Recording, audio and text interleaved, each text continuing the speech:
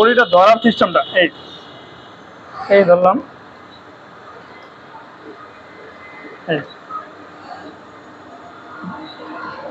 বাম হাতটা উপরে থাকবে। আমি যখন মেশিন চালাবো এই হাত অটোমেটিক এইভাবে ঘুরে ঘুরে যাবে। আমি থাইমে থাইমে করি, সমস্যা নেই, রিল্যাক্স নর্মালি করি। এই যে এটা অনেক পাতলা ফেব্রিক, অনেক পাতলা ফেব্রিক।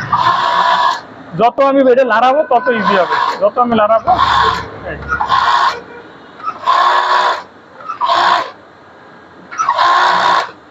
এরপর আস্তে করে এই যে জয়েন্টটা মিলাই দিই, ক্লিয়ার।